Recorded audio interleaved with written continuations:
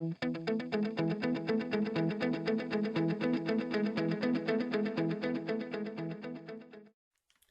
guys, Dave Slaughter here from profitnesswebdesign.com, where we create websites for fitness professionals that generate leads and increase sales. Today I wanted to talk about a subject that we get asked about all the time, which is how to find the best keywords for your fitness website.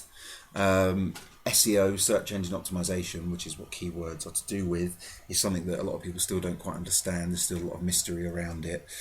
People think they should be doing it, but they don't know how, don't know where to start. The best place to start that you can do yourself is to find out what keywords you need to be focusing on in the first place. First of all, what is a keyword? A keyword is a word or phrase that someone will type into Google, so into the search bar here, to find what they're looking for. So for example, if I felt like I was getting a bit flabby, I might want a personal trainer, so I'd type in personal, good spell, I've already got it there, personal trainer, and you can see straight away it brings up lots of different suggestions for what I might want to look at. And obviously the aim of any SEO is to get here, so in the top of the results, these three at the top here that are shaded in a different color, got different color background, these are paid for, so you'll only get there if you're paying for them via pay-per-click, and we'll cover that in another video. And the same with these ones down the side, you'll only get in those ones if you're paying for it. But everything else below that is free. And obviously that's where you want to try to get to. These results here, so these ones, they're all generated by Google because it's looked at where I'm located in Buckinghamshire, near Bedfordshire, and it says, right, if you're looking for personal training, these are your local results. And there are other things you can do to get in these local results, which again we'll cover in another video, but the results we're trying to get for at the moment are the ones just underneath that, which start here with this Wikipedia entry for personal trainer. And then you can see you've got an actual personal trainer's website down there, which we'll probably look at in a minute to see what they've done. You can get more specific, so personal trainer London. If I was living in London, I might want to find a local personal trainer. And you can see you get lots of other different results. You've actually got two results there which come up above the places listings, which is good. If you can get to the top there, then that's brilliant. And again, that's the same website I think we just saw on the last search. They're obviously doing something right. So we're looking for the keywords that we're going to use for our website, and that's in the meta tags, which I'll explain, and in the actual copy and headlines on your website. These are the key, you want to find the keywords, the words or phrases to use on your site, which then Google can index you for. So if I type in personal trainer London and you've got that on your site and you've got it and the meta tags in the back end of your site, hopefully there might be some more work to do, but you may come a little bit higher up after time. So the first thing to do is to see, how do you know which keywords to use? The first thing to do is to open an Excel spreadsheet and just make a list of all the services you currently offer, all the services you want to be found for. So it could be personal training, boot camps, massage therapy, Pilates instructor, all these different terms that you want to be found for, or the services you offer that you want to be found for. And this will give you a base for the keywords that you want to use.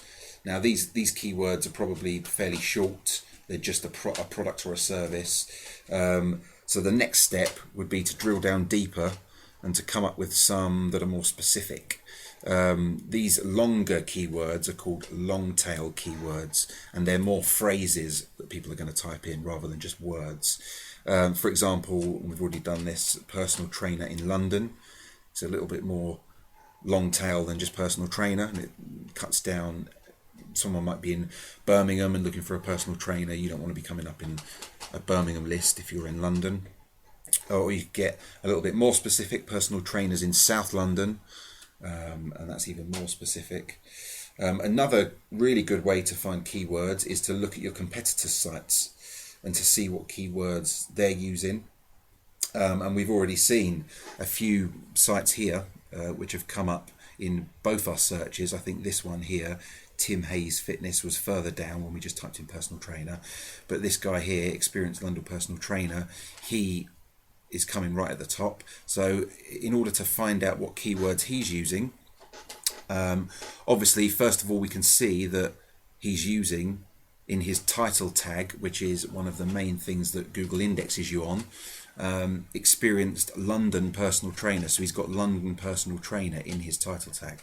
And you can find more information. This is his site. If you go onto someone's site and right click on your mouse and then go to View Page Source, that will then open up this, which all looks like gobbledygook and it's all code and stuff like that, and you don't need to worry about any of that.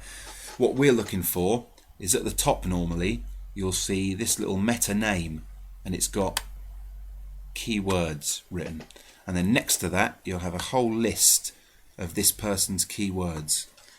So you can go to any website and do that, and straight away you'll find out what keywords they're using.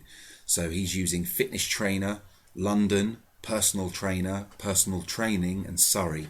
So if people type in any of those words in any different combination, he's hoping that he's going to come to the top. And obviously we've typed in personal trainer London, and we can see that he's got personal trainer and he's got London. He's obviously come up for that. So he's doing quite a good job, and he's probably got it within his text on his website as well. So obviously that's working quite well. So you can do that, find a few competitors' sites and look at what they're doing, and then put that on your list as well. And then really the next step is to find out, once you've got your list of keywords, obviously you don't know if anyone's searching for those keywords. We've just typed in personal trainer London, but there's nothing set in stone to say that anyone's searching for that. I've just typed it in then, but I could be the only one searching for that keyword phrase. So we want to find out if it's worth optimizing your site for. And there's a really good little tool for doing this. We should go back to Google, and it's actually a Google tool. So it's obviously going to be fairly good and fairly accurate. If you type in keyword tool, and you'll see there Google keyword tool. If you click on that,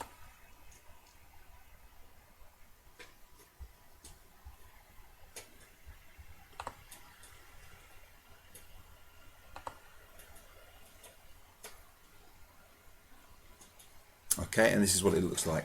So this is Google's keyword tool. First of all, before we do anything, we're going to go to the side here. Just click on that minus to get rid of that. We want to unclick broad, because that will match things up with words we don't want to see. We want exact, and we want phrase. So if we're searching for the phrase personal trainer London to see how many searches that gets, we want the exact match and the phrase match. So let's give it a try. Personal trainer London, and also we'll just put in personal trainer and maybe personal trainer South London. Okay. Don't worry about website, don't worry about category.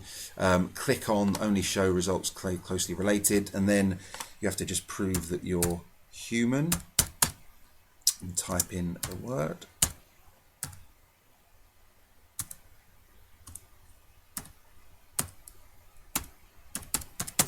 Hopefully that will work. Click on search.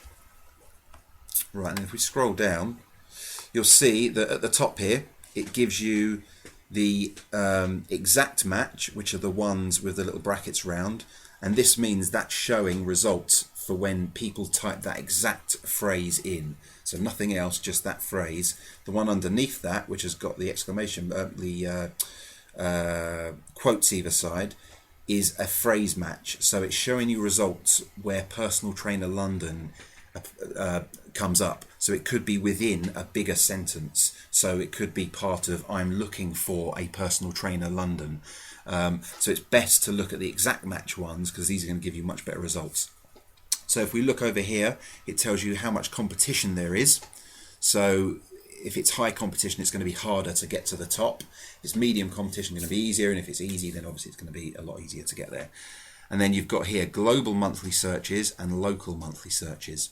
So with global monthly searches, that's the whole world. So that's in 1 month, how many people have typed in that phrase into Google. And then local, which is what you're going to probably want, is local monthly searches. That's locally in the UK, basically, who's typed in. So you can see for the exact match, personal trainer London, on an average of 12 months per month, 110 people are typing that into Google. And then you can see as a phrase match, so within a larger phrase, so maybe I'm looking for a personal trainer in London, there's 170. Just for personal trainer, you've got an exact match. You've got 18,000. Now that looks really good, and you might think, oh well, I'm gonna target that one. But if you're in Liverpool and you're optimizing for personal trainer, one, it's going to be very hard, and you can see that it's a very high competition. But also the results you're actually going to get, all the work you do to get there, you're going to end up getting inquiries from people in London, in Scotland. It's not going to be what you want. So I'd always say go for more specific search terms. So in this case, personal trainer London. There's only 170, but if you can get to the top, and you are giving them exactly what they want, so you are a personal trainer in London, you're more likely to get a conversion from that rather than people coming there and being let down because you're not actually anywhere near them. Also, you'll get some ideas as well. So it might come up once you put all of your words in. Google likes to show off, and if you scroll down a bit, it says keyword ideas, and it'll just come up with other phrases that you might like. Based on what you've already put in. So obviously we put in personal trainer London, personal trainer South London, and now it's come up and said, okay, well, here's something that relates to that. Become a personal trainer, online personal trainer. That could be something that might be quite useful when you wouldn't have thought of. So straight away there, you can add that to your list. So this is quite good to look at to see if there's anything that you've missed that might be quite useful. Then once you've done that, it's just a case of getting your final list together, and you don't want any more than 10 in your final list. And then out of those 10, you're going to pick 1 or 2 to really target within your title tags and your description tags and your keyword tags, and in the content of your actual website pages. So the text that you write on those pages that people read, try to use the top 1 or 2 in the first part of that text, and then if it makes it much easier for Google to index it. In the next video, we'll look at what these meta tags are and how you can put them onto your website and how you can get them to work and what they do and why they're important.